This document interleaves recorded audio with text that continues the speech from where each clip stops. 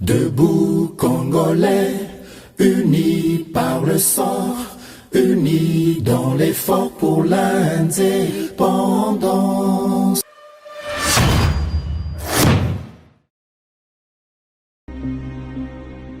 Il n'est pas question ici de dialogue politique avec ce groupe. Je le dis et je tiens à le préciser, il n'en sera jamais question.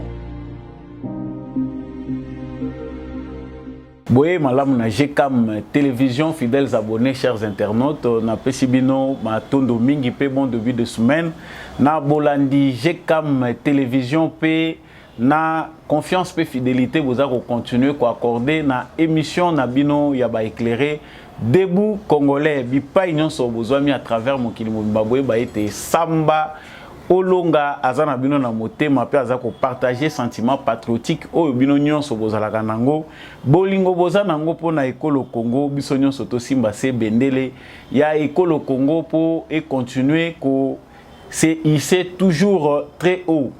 Yambo na banda émission na ngai boyebi ete nazalaka na devoir moral pe spirituel ya ko rappeler na biso ete justice ya Nzambe moto moko te aishapaka na contrôle nango. Justice ya Nzambe moto moko te azalaka likolo na yango. Mabe nyonso tosalaka soki mokili komonaka biso te, soki mokili ezali capable ya ko arrêter biso te to pe ko stopper biso te. To ba ete likolo na biso ekelamu ezalaka être suprême azali amonaka nyonso pe nangonga utile ayebaka na kotia moto na esika na ye. Donc yo moto ko salaka mabe oza ko mimona yanke to oza ko mimona tout puissant o mibengi décideur yebaki likolo na ope moto azalaka yo pe moto zo kanisa ko oza plus malin baza ko mona yo te ngai na batami nazo sala bango mabe moto aza ko mona ngate liso Nzambe monaka yo comptabiliser ba acte na yo mitala yo moko malamu tala gauche droite balance na yo eza penché côté nini ya malamu to ya mabe soki eza ya mabe il n'est pas tard pour changer yeba ko se rattraper pona ko zonga na nzela ya malamu. Actualité na biso ya mokolo lelo ezali dominer na makambo elekaki na mokolo ya dimanche oyo uti koleka tata cardinal Ambongo abengi na ba fidèle catholique bayeba na kosambela pona frère na bango Moïse Katumbi oyo azali kokutana na makambo ebele surtout kazali na scène politique ya sengi na bango prière pe soutien na bango na Moïse Katumbi ezalaki na occasion ya messe oyo Moïse Katumbi pe assistaki na ba oya ye. Est-ce que ezali malamu ke cardinal oyo azali représentant ya église oyo ezalaka au milieu du village à ça l'appel na ba fidèle pour na ko soutenir candidat moko? N'est-ce pas une propagande? Na kanisi bino pe na banda ko bozali ko mituna ba question ebele sur oyo ezali initiative ya tata cardinal. Est-ce que ezali malamu to pe ezali mabe ou bien ezape kaka mutema mabe? Mutu nyonso pe azali na droit ya soutien spirituel. Tokolobelango na kati ya émission na biso. Moïse Katumbi asukaki wana te akendaki pe ko visiter famille ya Rossi Mukendi na Thérèse Kapangala ba victime ya oppression sanglante ya régime ya Joseph Kabila. Batu ebele bazali ko décrier silence ya Moïse Katumbi na ba question ebele actualité mais tant baza ko mona ye aza ko kende ko visiter ba oyo ba perda ba vie na bango pona makambo ya démocratie pe état de droit na mboka na biso ezali ko kamusa bango. Nous reviendrons aussi à ces sujets. Toyeba ete na ba policiers bazalaki commis na sécurité ya société SMB ya Mwagashushu. Toyeba ete 80 policiers wana bazalaki enregistré ata na unité mon côté à la police nationale congolaise pe bazalaki ata na matricule mon côté bautaki wapi haute cour à l'obeli yango na procès ya Mwagashushu. Joseph Kabila veut parler, c'est ce qui sort na ba soupçon bato ebele bazali koloba ba proche na ye bato yo ba fréquentaka Joseph Kabila. Joseph Kabila alingi aloba kasha koloba nini? Pourquoi en ce moment on veut faire parler Joseph Kabila? Il parlera de quoi? Pour quel intérêt? Est-ce que la nation en a besoin? Nous allons aussi revenir sur ces points avant de chuter sur la menace qui pèse sur la ville de Goma. La MONUSCO tient et s'est dit prête à sécuriser la ville de Goma en cas d'une éventuelle attaque armée. Nous avons pour mission de protéger les civils. Si une attaque armée vise la ville de Goma, nous serons dans l'obligation de combattre pour protéger les populations civiles. Wana ezali MONUSCO balapinda ibalobi bako bundela bino bande kona biso bozali kuna na Nord Kivu. MONUSCO alapi akati seleka balobi ke wana ezali mission na bango bako bundela bino. Kasi MONUSCO asala kango te pona nini na ba région oyo eza attaqué de temps en temps. Est-ce que ceinture ya tromperie ezali ko se positionner na Goma wana ezali information tokosuki sanango. Parenthèse na biso pe ya mission ezali to ba ete tata mokonzi ekolo asili bongo ko boucler voyage na ye na Chine. Voyage ya président Félix Tshisekedi na Chine ezalaki succès ye asilisi yango pe a kalata ezali ko milengela to ebite soka sa komi na mboka kasi voyage na ye et si nous y reviendrons. Voilà tout pour l'actualité que nous allons aborder avec vous dans le cadre de cet échange, cette émission que vous aimez bien. Ce qui ont fait Zambalanoa Liboso au côté na fréquence ya ba éclairé aux Ali Kolanda émission Oyo Debout Congolais, vous devez vous abonner pour ne jamais manquer notre actualité, surtout quand la citoyen moko exemplaire. Ba Congolais tous au senga ibélé, tous ali na bosenga ya changement mais changement ils ala rappeler na responsabilité individuelle Oyo citoyen nyonso aza soucieux que kolonaye kende liboso azalaka obligé à adopter attitude moko songolo pakala to pe bizaleli moko songolo pakala ekoki ko senga mboka na ye ko sala ete mboka na ye eyeba ko kende liboso. Vraiment tikela ngai commentaire bino bato déjà boza ko commenter boza na chat boza ka ebele vraiment bozo landa samba olunga na ba chat na bino. Merci beaucoup de m'encourager, merci beaucoup de soutenir la chaîne GCAM Télévision. Laissez Bamboka Bozalaka, Botika Ba village Bozali à République démocratique du Congo. Beaucoup de citoyens à l'est de la République démocratique du Congo Bozali ko soutenir Samba Olonga, Boko Banako Kota, Bokota. Sentiment patriotique oblige. Partagez cette émission. Restons ensemble et soyez éclairés. De retour à l'actualité.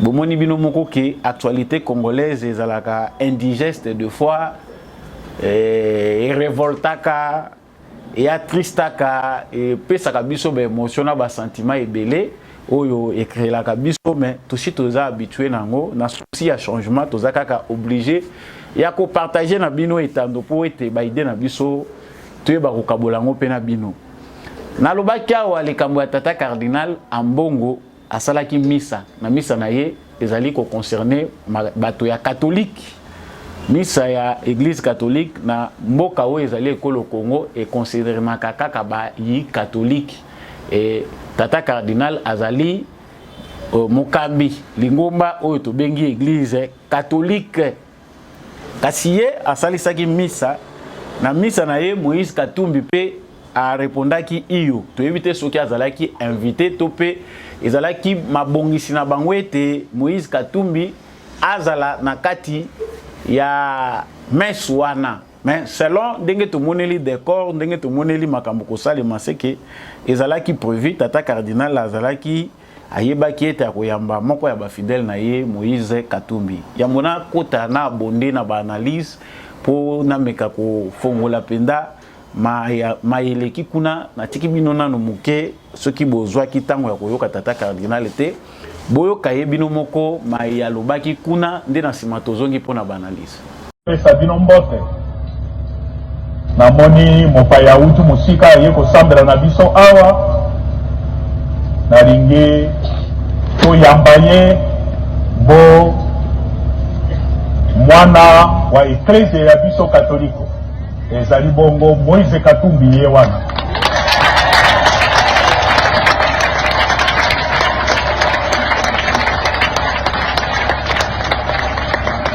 nalingi kopesa ye merci oyandakisa ya boyambi. Je le remercie pour son témoignage de foi, sa foi catholique, et ça compte pour nous. Ozali mon Christo catholique, mosala kani ozali kosala la kisa bipai biso ozali te ozali mon Christo catholique. tosambela mpona ye eli mosantu mpe asalisa ye oyo toyebi makambo mazali koleka na ekolo ya biso Kongo. Boboto na bino banso, bonne fête de Pentecôte.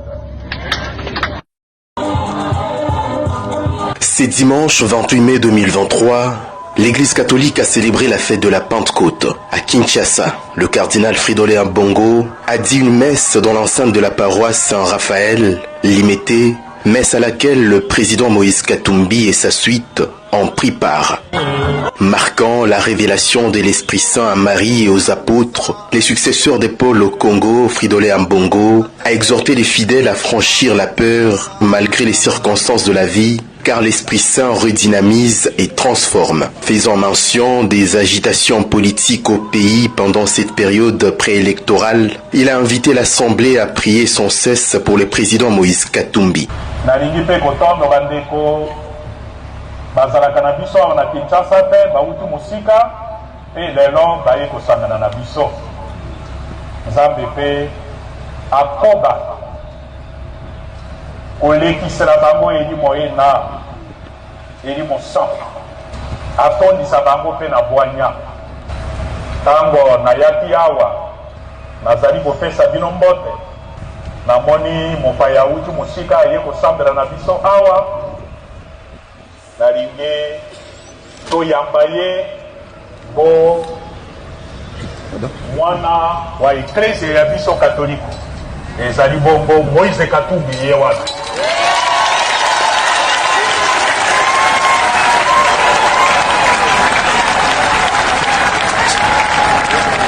nalingi kopesa ye merci oyo andakisa ya boyambi. Je le remercie pour son témoignage de foi, sa foi catholique. Et ça compte pour nous. Ozali mon Christ catholique, mon salakani ozali ko sala, la kisa bipai biso ozali te ozali mon Christ catholique.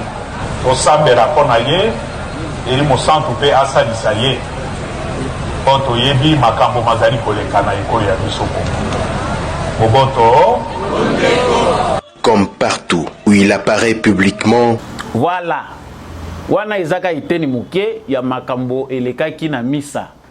Misa ezalaki ya bato catholique, mais biso nyonso wa lelo tokomi pe obligé toyoka ba misa ya tata cardinal po chaque jour qui passe ba misa topé ba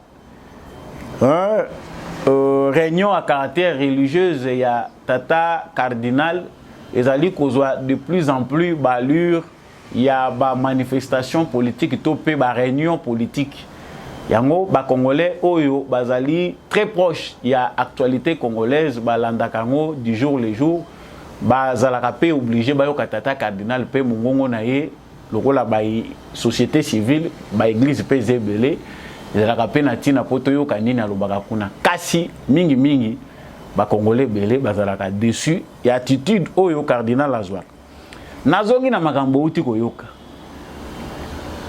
cardinal Ambongo tozo benga ye Fridolin Ambongo te mais azali cardinal Mukambi représentant ya papa na compte église catholique na République démocratique du Congo pe na ba pays ezali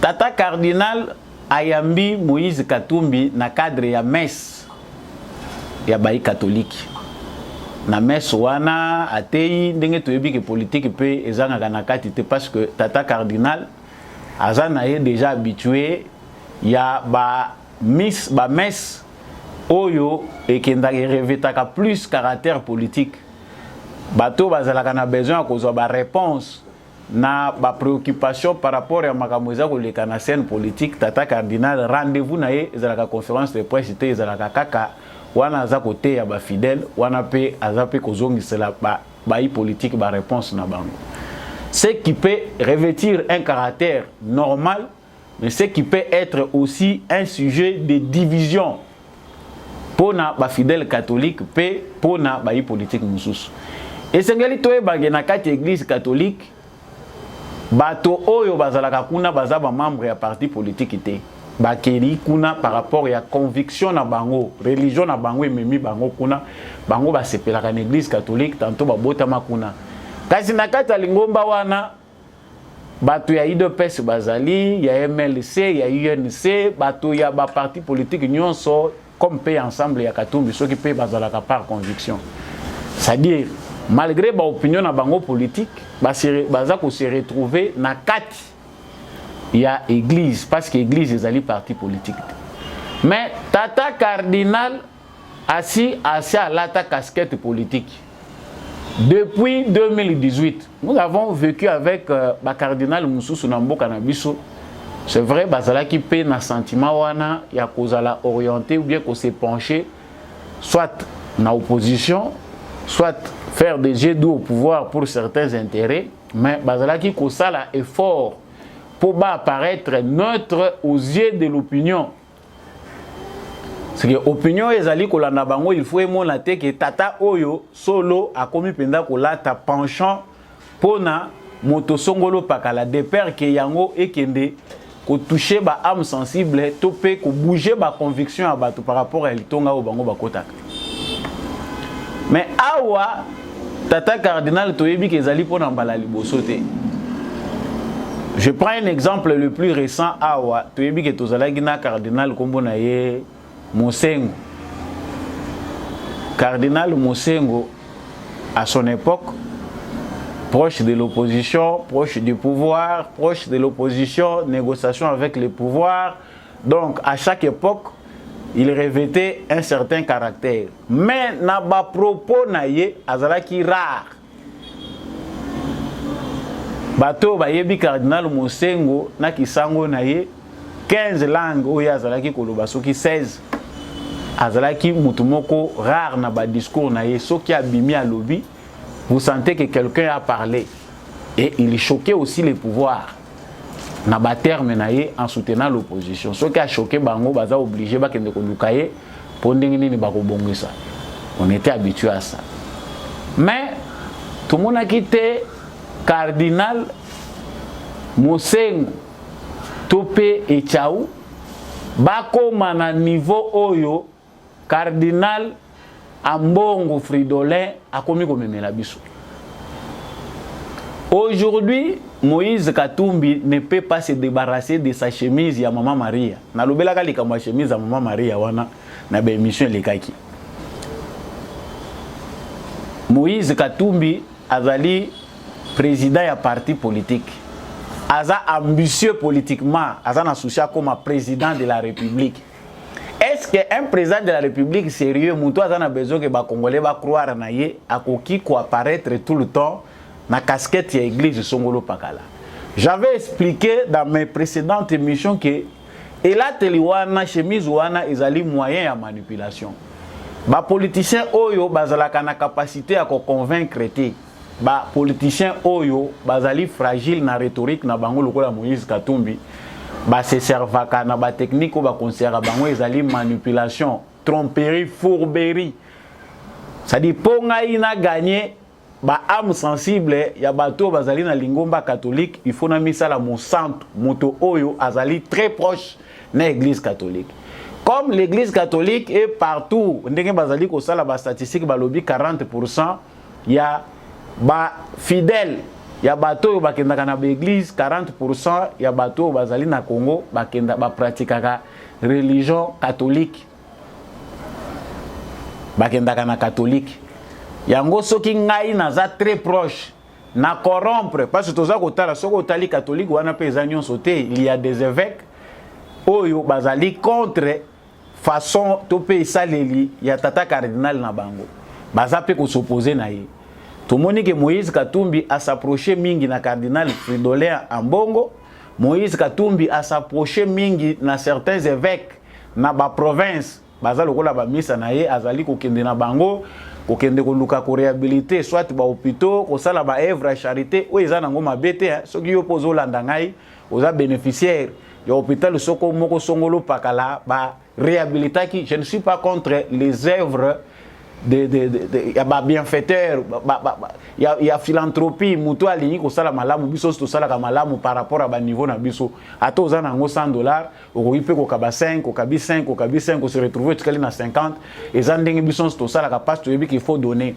Mais il y a ceux qui donnent pas parce qu'azo pesa na mutema oyo ezali ke eza devoir na biso ya kosunga babola, kosunga bandeko oyo baza na kati ya bozangi, mais pour manipuler afin que atteindre l'objectif na ye. Moïse Katumbi fait partie de ceux-là. Chemise oyo bozo komona ya maman Maria soko landi que Moïse Katumbi a apparu pendant les 3 années ou 2 années où beaucoup de personnes ont raison pour comprendre que chemise ezaka ka yango moko wana soki ba changer yango ya manche longue ya manche courte kaka maman Maria. C'est pour manipuler les chrétiens catholiques. Bande konanga ba catholique bozolanda ngai, c'est une façon de vous manipuler. Eza moko ya ba moyen ya ndeko wana politique à utiliser pour à gagner opinion ya ba catholique. Un mauvais calcul parce que tous les catholiques n'obéissent pas aux ordres de Tata Cardinal. Ils sont des catholiques qui ont foi na bango, bandimi na bango. Sainte Marie, maman Wanzambe, Sambela pour na biso basumu kisika petango aliwa na biso. Nous sommes passés par là, même pas n'étant pas catholique. Tous les cas pena beko la catholique, bacha biso putulu na nko. Biso batozaki na ba conviction mususu. Mais parce qu'on était dans l'église catholique, dans les écoles catholiques, bacha biso putulu ne longi ba croix wana. Chaque fois to bandaye ko kende kuna muni bokei bake ko chabino putulu wana. Wana ezalaki discrimination te. Parce que ba para ya bana oyo bazali ya ba para na bango baza ba catholique te, mais bana baza ko tanga na catholique ba ko ki pe ko s'opposer ba lobi biso bana na biso ba parents to biso ba para oyo toza ba catholique te, mais bana biso bazo tanga na catholique to lingi ko senga na église catholique a pratiquer ka sur bana na biso te makambo ba sala ka wana. Non, ça s'est passé salami parce que ça me beko ya mboka wana. Muta ko lobaza na été. Et là, juste parenthèse pour nous offrir la bino dans un makambo belé par-ci par-là, mais tout comprendre un peu n'engue makambo zokende. Donc, Tata Cardinal, s'il se retrouve collé Serena Moïse Katumbi, premièrement, ce que nous devons savoir, c'est le pouvoir de l'argent. Moïse Katumbi na kashobe kuna cathédrale. Cathédrale wana soko ke kuna tumoni Tata Cardinal akendaki kuna ba évêque belé bakendaka kuna ozomona zobimana gentillesse nyonso makambo belé za koleka. Et si kambongo ezali ambongo alekakate. Nous l'avons vu aussi à Kingakati. C'est que ambongo na mbongo ça marche de pair parce que babenga nini préfixe to suffixe ba terme ngopé linguistique et comique ba terminaison wana bino moko boko comprendre bato pe botangi mingi. Donc voilà. Donc mbongo c'est la même chose. Place mbongo ezoleka Tata Cardinal aza prêt à take église mobimba po mbongo yaza nango besoin. Franchement, c'est grave. Mais, amitié, il y a Tata Cardinal, na Moïse Katumbi Toko Pekisangote. Nous sommes des humains. Chacun a ses penchants, chacun a ses intérêts. Même à Taouza Sango, le bina kobala, nous avons des intérêts na yo. Oui, bien, si kanini yo, oza kolugela ya kozwa. Parce que biso toyeba kalabasango, bazaki na bango plus intéressé na bambongo ane belete. Soka zozo ango ezo kende belé na œuvre charité. Basango lelo ko kabape komi passe. Parce que bazana bana par-ci par-là, aza obligé à quitter ba famille, bato belé au moni basango. Tout ce qui avait des subsistances là, et ça là qui que bato oyo basali ba ve à chasteté, balingi kosunga ete société kende liboso, bango bandimi balapinda ike bango vina bango mobimba, bakotika ko servir, bakozala kaka pona ko servir nzambe na bato ba œuvre de charité, mutema malamu ngai na kobala te. Lelo c'est tout autre chose. Le roi pe ba douango ekoma ko yana passe. Parce que loko ekomi se basango na biso miyibi yango wana. Tant tozoko lobaka il faut boyemba tout lobaka pe vérité. Et loko ekotisi moyibi na église catholique na Congo awa mingi ezali absence ya badon. Bongo ekutaka libande belé bandaki koya salaki ke basango bazala bato moko ya malamu. Partout ozokenda toza catholique te so balobi sango a mutu malamu. Mais lelo cette culture là disparaît. Pourquoi baza ko bomana ko tchana ba poison ko landa na ba mapangu ba école ba concession nyonso ezali ya ba école conventionnée catholique ba concession ba sango eza ba bien ya l'état en convention avec l'église catholique. Mais lelo soko tali gestion nango tali ndenge nini eza spolier ba concession wana na ba affaire privée. L'état kutako kolobate so balobi ba bimisango lelo ba tchango na mesa et comme scandale mususu. Mais kokite est suffisant na tata cardinal. Tata cardinal qui est ami de Moïse Katumbi parce que c'est normal. Basango pe bazakana bango pe ba ami ya ba politicien. Ce qui peut être normal déborde lorsqu'il va maintenant pour imposer à tous les fidèles catholiques amour oyo ye azanango pona Katumbi. Parce que c'est une déclaration d'amour. Ce que ezalaki moi sina mobali eza déjà déclaration d'amour. Muto yaza prêt abimana kati ya bato. Ola sala ngwa ta privé soka sala ka kwa katimini abengi beveke abengi batu na ye cabinet na ye bisi bango naza ko senga na bino bosala 3 jours de jeûne et prière pour to sambela pona amina ngai Moïse Katumbi ou bien financier na ngai. Ça paraît normal, ça reste dans l'église. Mais na kati ya misa tata cardinal alobi il faut to sambela pona fidèle na biso pe to soutenir ye.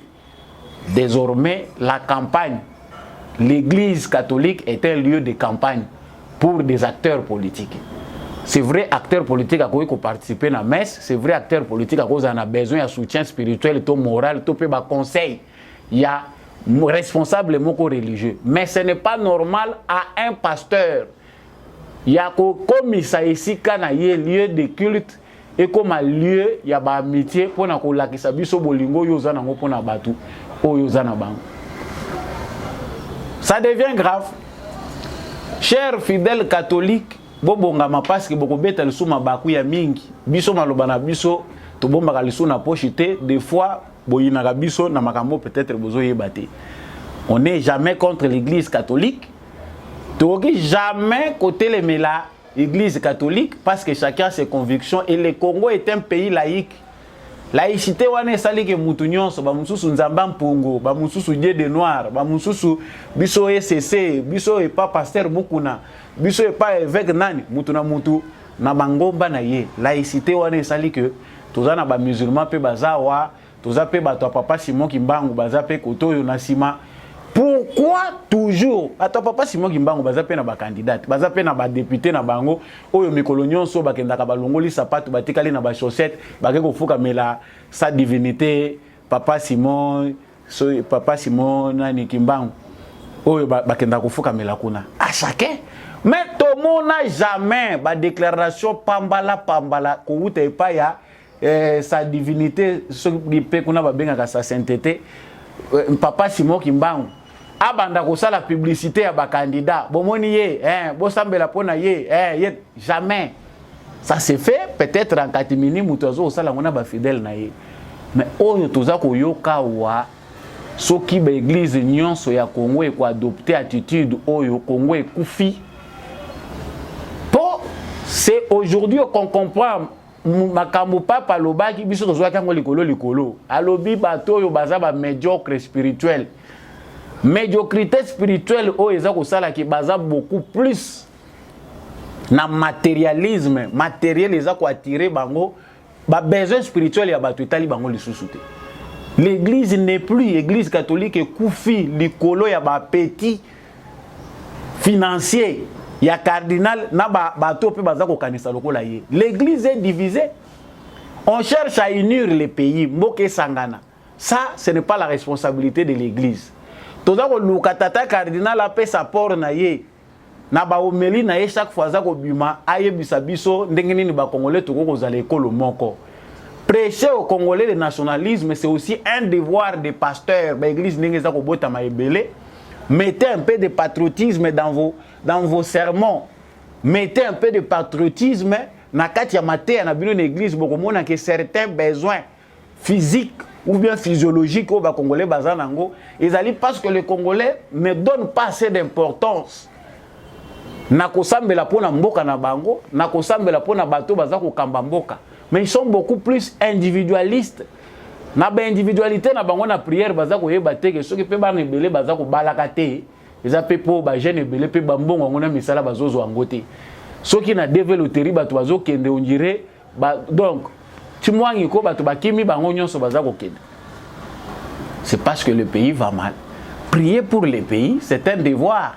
Au Moutounion, soit croire en Dieu, peu importe sa religion, il faut ça, mais la bonne école. Ça, on n'y met pas l'accent. Tribalisme oyo parti ya Katumbi bazali ko prêcher parce qu'on sait maintenant que c'est l'arme qu'ils utilisent. Et qu'on vous a condamné te na tata cardinal parce que ndenga yaki wana pona ko prêcher malamu.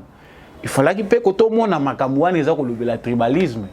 Ndenge nini bisika bango nyonso baza ko uta bactère politique bazali ko tirer sur ba corde sensible. Ça ne se dit pas. Uta to uti 2018 ti toza ko komawa. Na ba prédication ya cardinal ya Mbongo tata Mbongo toza ko yoka te esika nini na ko zongisa bato na nzela. Mais biso ba congolais tozo kende siko yo wapi? Parce que où allons-nous finalement à qui faire confiance?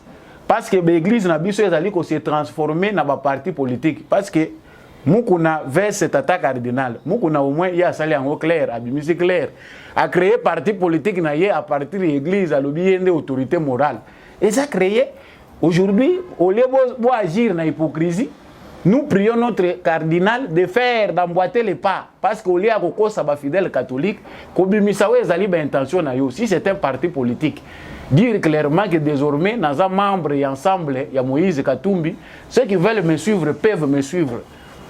C'est bien bon. Ils allaient pas si mingi na niveau toza kokende. Chers frères catholiques, sachez-le bien que ce n'est que le début. Ça, ils allaient courir déjà aux élections et kozala. Ça dit les calculs de tata cardinal les allaient que pour y bénéficier na poche ya Katumbi facilement, il doit manipuler les fidèles catholiques pour Katumbi azwa o yaza nango besoin. Katumbi lui-même déjà c'est un manipulateur. Manipulateur wana za kofuka mabosantu luzito yo to ebite soki bande kona biso ba Kongo bo defisaki ndambu ya luzito epa ya Katumbi o lizuti te me furuberi bafuka mi toza ko senga losambo soutien wana soki yo pe oza sensible encore biso toza trop émotionnel ah omonia ya église ya zalaka bien omonia ba pesa ki mbongo tango babimaki bakendaki vous vous laissez emporter par un vent qui est de nature à diviser le Congo. Moïse Katumbi est un agent de division. C'est ça sa mission. Moïse Katumbi, on insiste, n'a pas pour mission que les Congolais soient unis. Objectif de Katumbi, même lui Katumbi sait que c'est une tâche difficile.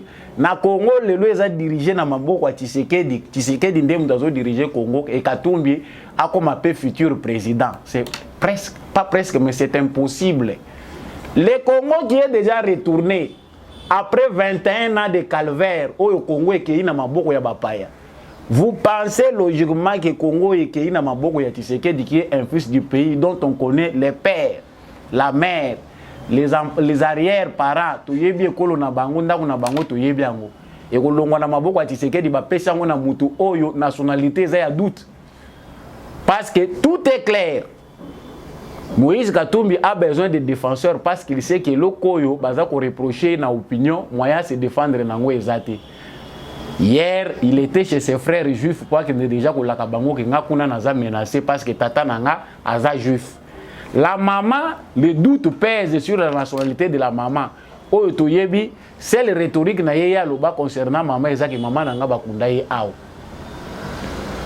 C'est ce qu'on connaît. En Zambie, on sait que Moïse Katumbi a bénéficié de la nationalité zambienne.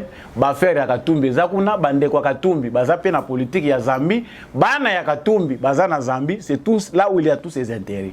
Mais Moïse Katumbi lui-même a wana Congo. Chers frères, nous allons continuer à dire ce que nous avons dit, nous allons le redire plusieurs fois. L'ambition de Moïse Katumbi n'est pas forcément que Moïse Katumbi a comme président de la République parce qu'aujourd'hui, ba verrou ezo comme makasi de plus en plus mikolo ezali ko bakisama pona Tshisekedi au sommet de l'état plus madusu ebele et kotiseli biso infiltration tina église ezali ko kangama boye bango que ça ezali virage moko ya makasi pona ba congolais parce que faire la guerre pour mettre fin à l'infiltration, assainir l'environnement politique, instaurer un état de droit et ça tâche moko facile pour les Congolais oyo mokili mobimba bakoyi ko permettre biso to sala ngote mais na za na force na biso. Donc pour ceux qui regardent Moïse Katumbi avec un regard de pitié que ndenge tata cardinal obibo soutenir yé surtout toza ko kendina makambo boye. ne vous laissez pas faire. Moïse Katumbi que vous voyez a ses calculs et ces calculs sont loin des intérêts des Congolais. Lingomba o esangisi bango ezana besoin ya appui ya batu oyo bakoki ko faciliter bango manipulation ya peuple congolais. Ce complot toza ko continuer ko dénoncer ngo e wuti libanda ezana kati ezana besoin ya ba congolais. Ndenge kaka AFDEL ezalaka créer erreur to sala kao. Erreur ya musée. Basi basali complot ya ko soutenir batuti na fantasme na bango ya empire matuti depuis libanda ya Congo. Mais pour écouter na Congo, on a eu besoin des Congolais. Awa likopa bazana ngo lisusu awa o bazako continuer nango bazana ngo AFDEL laisser couper parce que l'avènement de l'accession de Félix Tshisekedi a enterré officiellement l'AFDEL. Donc na fond tozana travail ya ko déraciner mais si ça AFDEL était kalibiso awa. Balingi ba créer logo mususu et ils ont besoin des gens pour cela. La majorité à bateau bango bako zalana bango besoin, ce sont des gens comme Katumbi qui ont des nationalités douteuses. Et vous-même commencez à chercher qui est Kamitatu, qui est Katumbi, qui est Sesanga, fouiller jusqu'à na parents na bango. Bobino bolandela, les attaques totanga ginaye, allez fouiller dans les quartiers, chercher savoir qui sont leurs papas, qui sont leurs mamans. Bande ko na bango baza wapi wapi mwana noko na bango et effectivement est-ce kazaki ekolo wana ou bien za mwana ba defisaki. Makambo ezebele ya koyeba, sinon pas pour faire face à likambo ezako se présenter. Félix Tshisekedi représente un danger parce que c'est la renaissance du Congo. Il faut fabriquer des gens oyo bako manipulaka congolais. Nous avons encore des blessures, séquelles les ananou. Nanu ils ont guéri complètement à cause de la division oyo la muke memela ki biso na 2018. Na lobela kango chaque fois parce que tous un témoignage ya bande ko na biso ebele ba congolais. Oyo lelo bazo vivre divisé à cause ya mopepe ya Fayoul. Mopepe ya Genève. Oyo bato toza ko benga bande ko na biso bazalaki na mission ya koya ko diviser nango ba congolais. Obtenir la division du Congo. Toyebi ke ba prophète de malheur bato ba pronostica na ba analyse na bango ba lobi que le Congo sera divisé, il y aura guerre civile, ba province ebele ko kabwana tout ça, ils ont échoué. Nous avons encore foi que dans ce qu'on vous dit ici, bah pour échouer les sous, mais il faut travailler là-dessus. Travailler en éduquant vos enfants. Oh, ils ont salema, en bon wazako sala. Biso toza ko mona yek responsable l'église catholique. Mais logiquement, c'est un esprit faible parmi nous. Esprit faible pourquoi? Parce que c'est le genre de Congolais qu'on utilise pour diviser le peuple congolais. Face à l'argent, bango ba ko résister kati. Oh non, ce Dimboka Oyo, et baby ezali kolo ya ba de père et de mère pe oyo bandimaka, ce sont des faibles. Peu importe ba veste balati ba cravate balati bozomona bango lokola ba leader, ils n'auront pas leur place dans les Congo nouveau. Élite aza muto aza responsable, prêt à défendre son pays dans n'importe quelle circonstance. Muto aza élite, moralement, logiquement, on ne les corrompt pas. C'est ça aussi l'élite. Élite ezaka ba classe otangité. Élite aza na responsabilité munene en dehors ya ba classe obiso to monaka. C'est différent. Donc, pour nous boucler parenthèse, Oyo, nous allons continuer pour nous lisango. Moïse Katumbi qui est parti, c'est rendre visite à la famille ya Rossi Mukendi, na Thérèse Kapangala. Je voulais suivre cette petite vidéo et puis nous revenons. Je veux à tout prix immortaliser l'instant avec le chairman.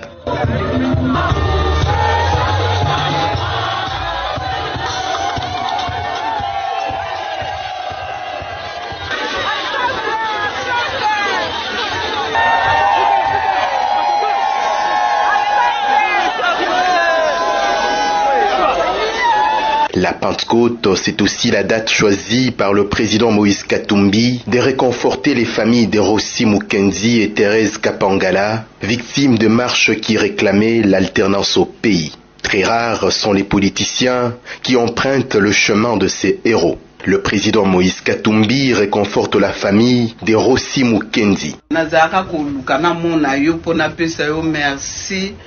Merci mingi ndengo kundela biso papa Timanga. Avec honneur. en tout cas na bana ko lukana mona yo penza personnellement na pesa yo ma merci penza na nyuso salaka pona biso na tango wana nzambe vraiment azala na yo. Cela est pareil pour la famille de Thérèse Kampangala dans la commune de Kintambo à Kinshasa.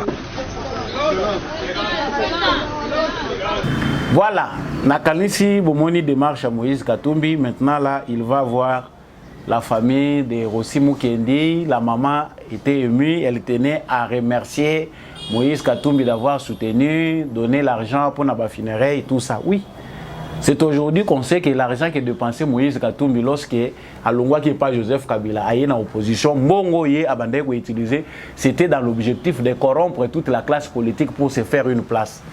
Et que Moïse Katumbi n'avait jamais quitté les camps du mal.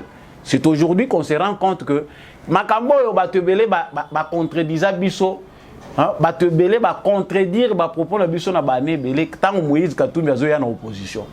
J'étais, comme d'autres Congolais, parmi ceux qui disaient que Moutoyo, Aza Obino Bozo Kanisa, te boti Kabiloko Obino Bozo Kwar Nangoana. Aujourd'hui, les Congolais comprennent que c'est un monsieur qui n'agit pas seulement par l'intelligence. Intelligence naïe, ils allaient intelligence, où ils ont accompagné la sagesse pour être au service des autres. C'est l'intelligence de la ruse. C'est un manipulateur. Vous pouvez savoir que la famille a Rossi Mukendi pour qu'il rendre bango visite. Manipulation. Moïse Katumbi au Katanga où on égorge, on tue, on met dans des sacs des Kassaïens et d'autres citoyens. N'a même pas dit un mot. Moïse Katumbi qui marche avec la fille d'un sécessionniste Mounongo, qui a tenu de mauvais propos, où ils ont responsabilité. Il utilise cette femme-là comme communicatrice naïe. Moi, si wana za kutambola wana na Moïse Katumbi communicatrice naïe. Ils ont l'intention nini ba propos atena etikala kozala jamais condamné na Moïse Katumbi atikala kosala même rapprochement ya ba propos wana te pona kobenga batu na ye à l'ordre.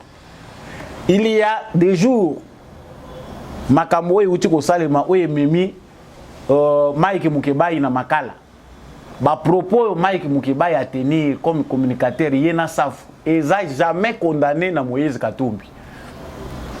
Nasina lobaki yango akide di mot consent. Il est fier de ces propos-là parce qu'il ne dit rien. C'est la logique des choses. Tant que yo mi bengi leader et que batunayo balobi malobo ezamabe. La logique veut qu'on puisse réprimer ceux qui au monique comportement wana eza dignité zo kota te na ba valeur ya parti na bino. Mais comme ce qui a dit Mukebai et Safu entre dans la logique de la stratégie de Moïse Katumbi à Tangi Monoko. Mais maintenant il va aller rendre visite na Mutu Asa Kufakala. Non, nakei pour nakokende ko compatir. Lokuta, et ça mensonge, c'est une façon de vouloir manipuler les Congolais. Les Congolais n'ont pas intérêt dans cette démarche-là. C'est juste une manipulation. Batu, bazako kufa koto outi. Bas sentiments tribaux, ils allaient connaître nakacha batu, instrumentalisés par les hommes politiques. Ce qu'on a contre yango. Okubele là.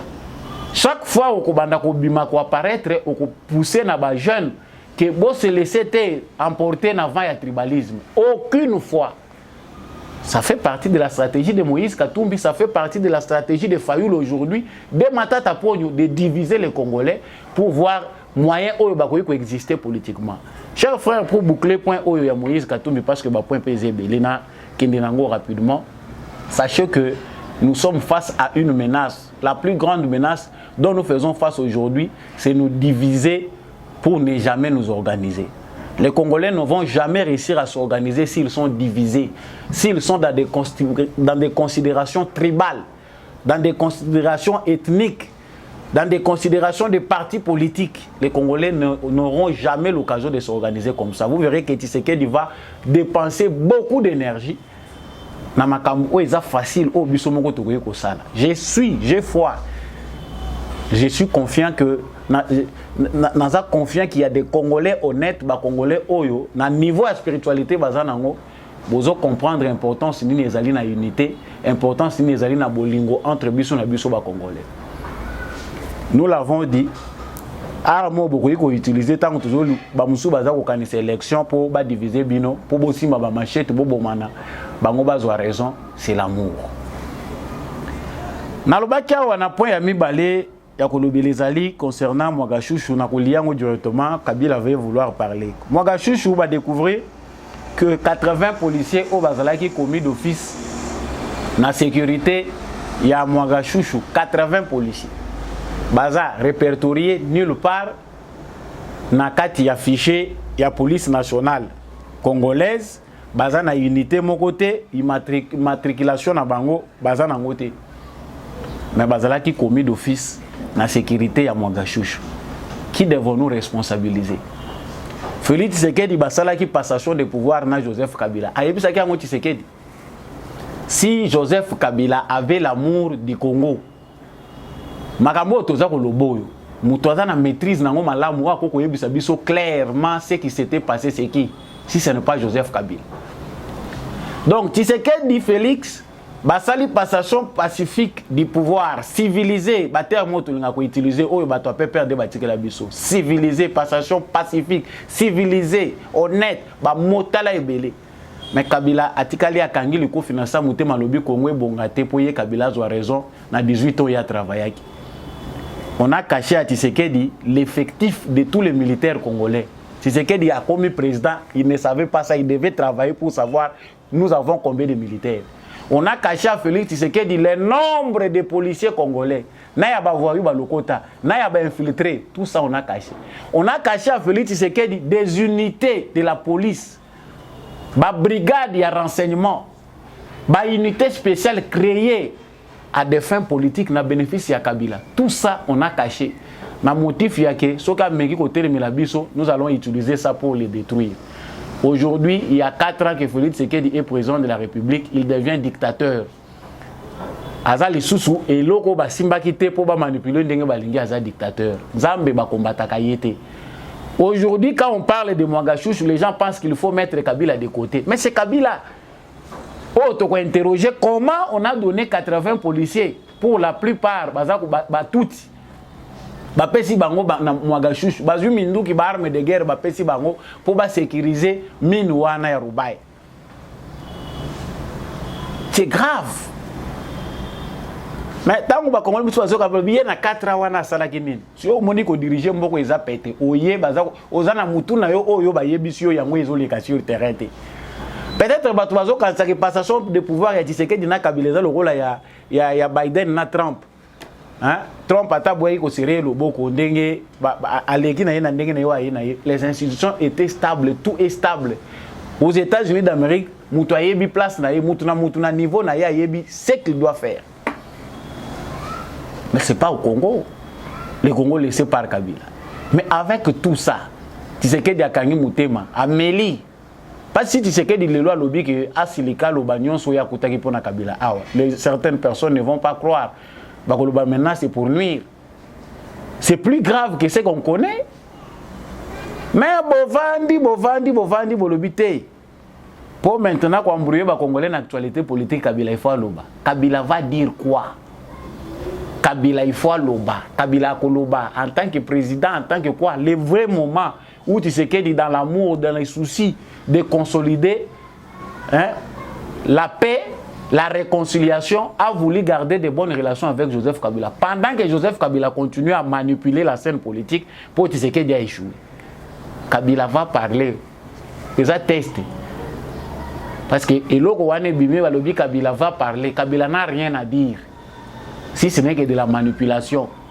Kabila va parler, c'est quelque chose qu'on va inventer pour créer une actualité politique et pour permettre Bango que Congo Batunion se batte à la Bango.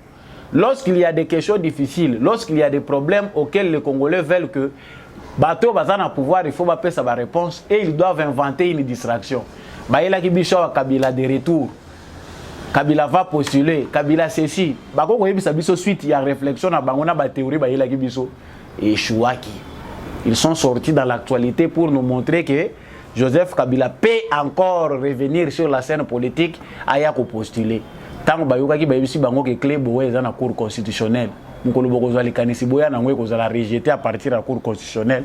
Ils se sont tus pour trouver d'autres stratégies. Tu éviter ceux qui vont préparer Maman Rou.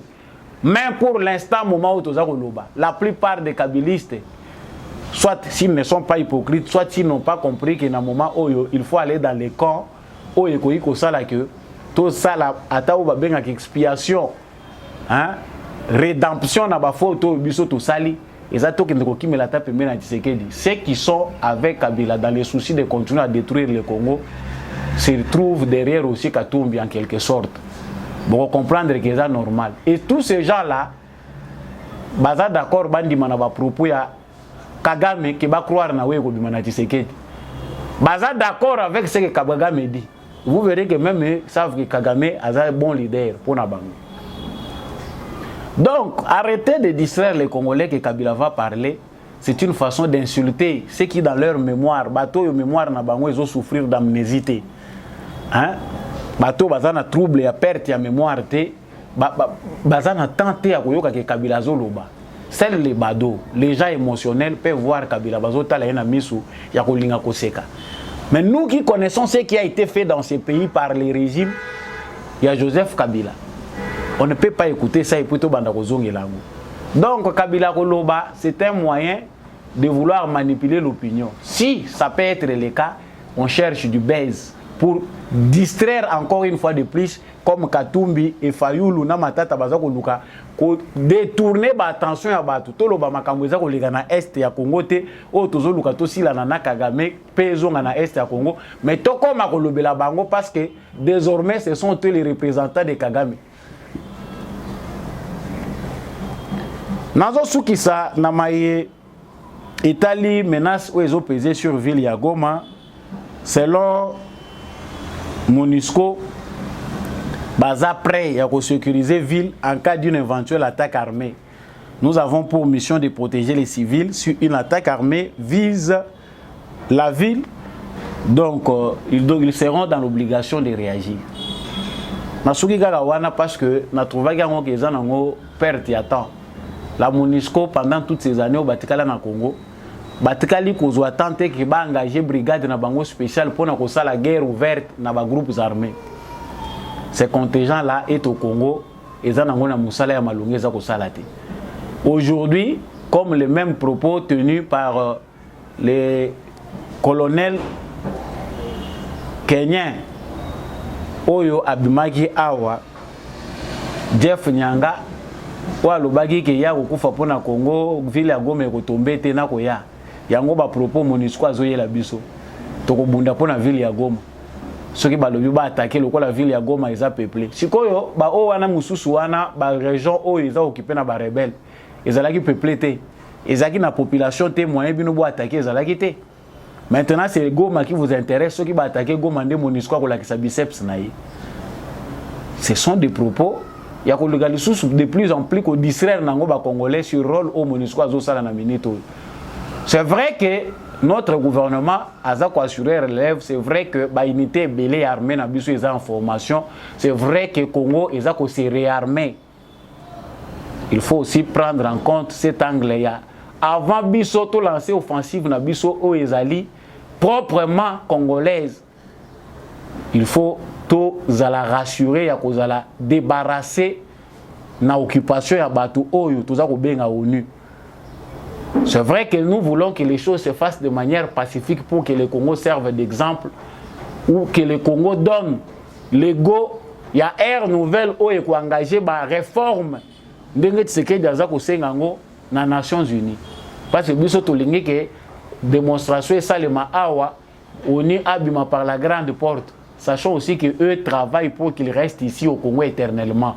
Que le conflit des mers au Congo bango désormais bazala kakawa po eza misala ya batu mususu nde biso tozo bundisa wana pe o biso tozo luka eza ndenge misala ya batu mususu ekufa que ça soit ba congolais que ça soit ba rwandais ba kenyens ba ougandais que ça soit MONUSCO kimia na Congo eza misala belé mususu ko kufa kozongisa makambo tout droit na Congo elakisi ke ezali ba kopa belé ya batu belé ba komona chute libre ya ba compte na bango eza ko mata de manière spectaculaire. Travaillons là-dessus, chers frères congolais. Le gouvernement Nabiso, Bazali na Moussala Makasi, il faut que les Congolais soient mobilisés. Le moment viendra ici, parce que toujours comme c'est un moment de turbulence. Moi, en juin, toujours lingato kota, ils allaient moi moko, il y a fait tout ça là, il y a anniversaire indépendance na biso mais ali peut déterminant sur les cambo étalés force régionale il y a EAC singeli babi manamboka na biso sur aussi la MONUSCO et son avenir clairement to ebani Nations Unies linko sala na biso. Donc na soki si pona koloba ke mobembo ya Félix Tshisekedi na Chine et Sili Malam, il a répondu à quelques questions lui posées par des journalistes congolais. A lobby que souci na majeur ezali que azoluka ndengenini ya ko industrialiser République démocratique du Congo. Et ça ba terme moko lourd tant to yebi ke belé baza ko tala atali réalité lobby alobaki ka sa l'Allemagne d'Afrique. Il y a zaka na ba promesse. Les promesses d'un visionnaire paraissent aux yeux de quelqu'un qui n'est pas préparé comme des mensonges, des simples mensonges. Mais calcul, il y a vision pour y avoir comme un accomplissement et c'est un travail, mon copé, tant makasi.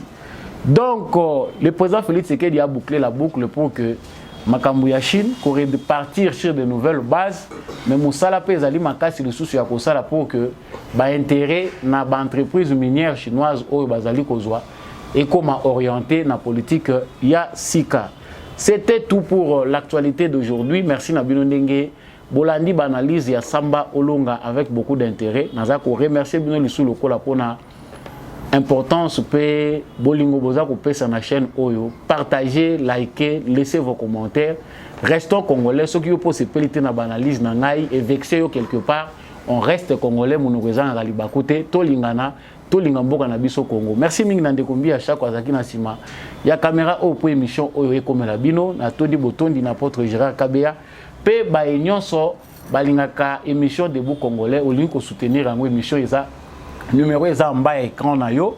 Okoyi ko benga biso pona ko apporter biso soutien na yo. Ngai na bino to monani na prochaine émission. Au revoir.